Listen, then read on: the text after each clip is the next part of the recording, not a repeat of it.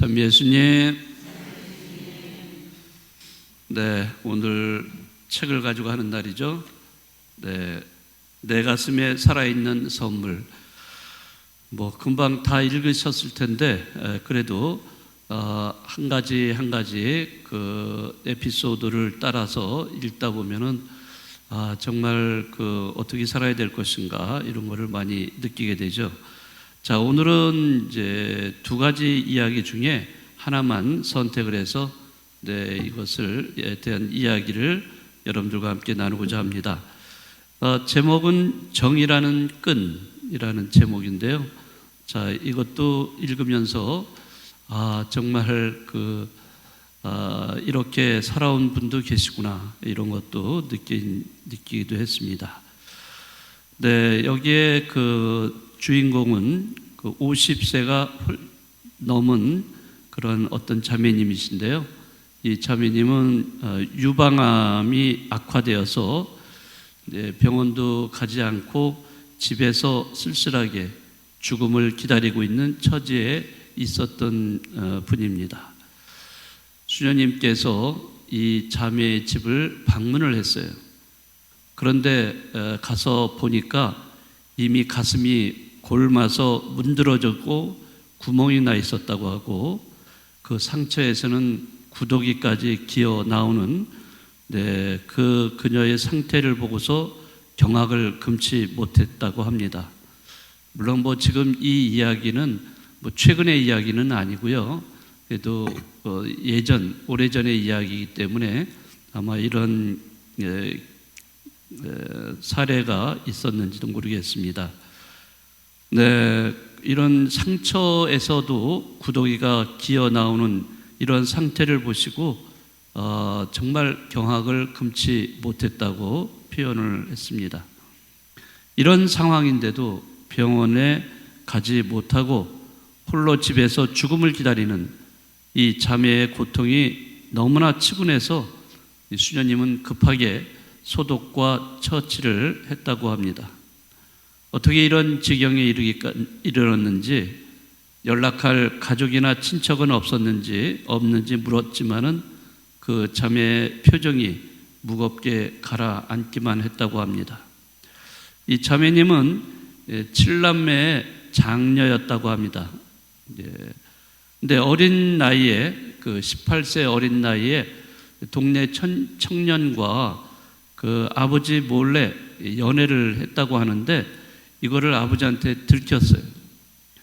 근데 아버지는 옛날에 다 대부분 그렇지만은 이 아버지도 상당히 가부장적인 그런 아버지여서 이 아버지는 자기한테 말도 안 하고 마음대로 그렇게 연애를 한 딸을 마당에다 끌어다 내놓고 머리채를 뜯고 온몸에 몽둥이질을 했다고 합니다.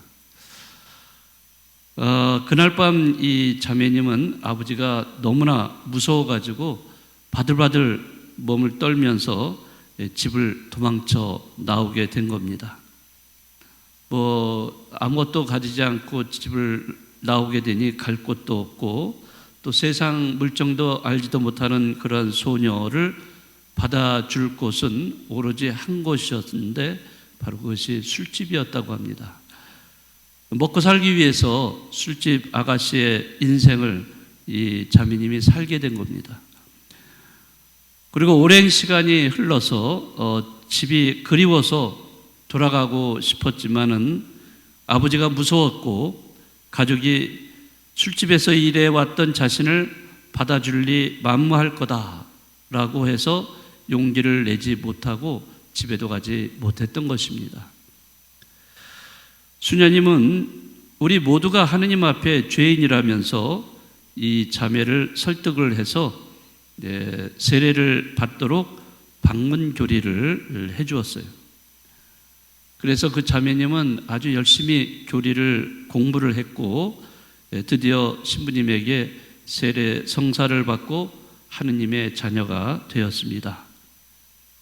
그러고는 세상을 떠나기 전에 40년이나 보지 않고 살아온 가족이 그렇게도 보고 싶어 했다고 합니다. 수녀님은 그 18세 소녀의 감정에 갇혀서 가족에 대한 그리움이 사무치지만 무서운 아버지에 대한 두려움에 떨고 있는 그 자매를 다시 한번 설득을 해서 가족을 찾을 수 있도록 도와주었습니다.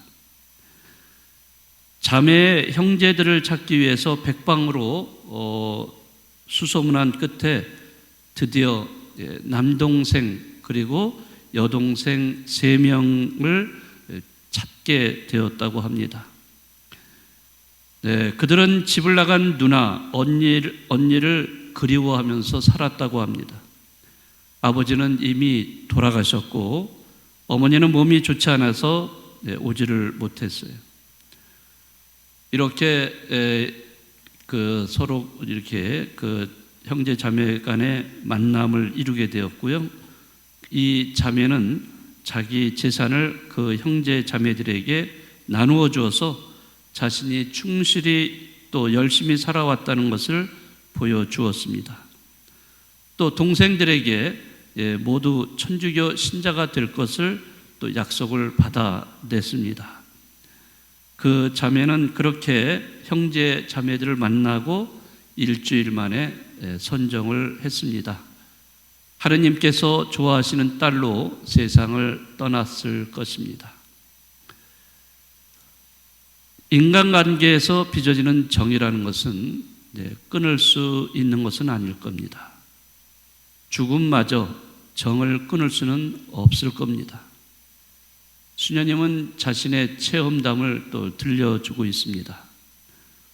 우리가 죽음에 임할 때 모든 것을 정리하게 되는데 남겨진 사람들과 정을 끊는다는 것은 매우 어려운 일이다라고 말합니다.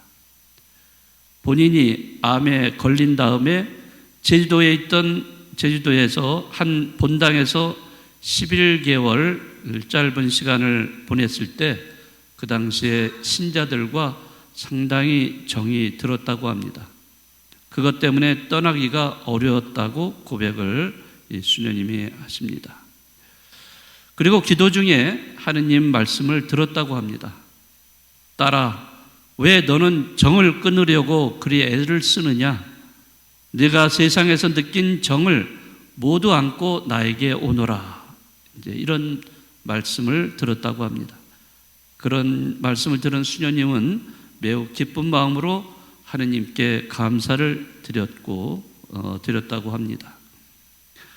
형제들의 정을 모두 가슴에 담고 하늘로 돌아간 자매는 하느님의 축복을 속에서 편히 쉬고 계시지 않을까 생각을 합니다.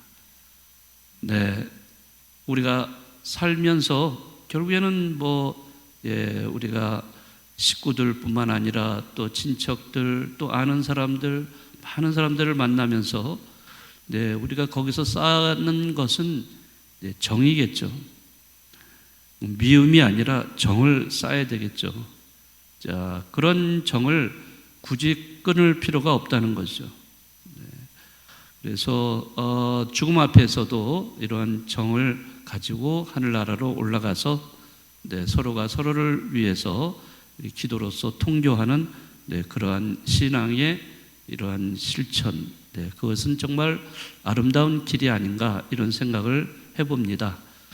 오늘 여러분들에게 이렇게 말씀드린 이런 에피소드를 이렇게 저도 읽으면서 사람마다 참 다 다양한 사연이 있구나, 이런 거를 또 알게 되고요. 그렇지만 이렇게 수녀님 같은 분이 중재자 역할을 이렇게 했을 때 더 아름다움으로 이렇게 피어나지 않을까 이런 생각이 좀 듭니다. 그래서 이런 이야기를 들으면서 우리들도 이런 중재자, 수녀님처럼 중재자 역할을 하면 참 좋겠다. 어떤 여러 가지 상황 때문에 어려움 속에 있는 분들이 많잖아요. 이런 분들의 옆에서 이야기를 들어주면서 뭔가 그들을 위해서 이렇게 할 수 있는 역할이 분명히 있을 거예요. 그 어려움을 스스로 해결하지 못하는 그런 상처받고 아픔을 겪고 있는 사람들, 이런 사람들 우리가 옆에 다가가서 그런 사람들과 이야기를 나누고 함께 공감할 때 나도 모르게 역할이 있을 거예요. 바로 그것은 어떻게 보면은 수호천사의 역할일 거예요. 네. 그래서 오늘 이 에피소드를 읽고 묵상하면서 우리 모두가 수녀님과 같은 그러한 역할을 통해서 우리도 상처받은 사람들, 아픈 사람들, 이런 사람들의 치유자가 됐으면 좋지 않을까 이런 생각을 합니다.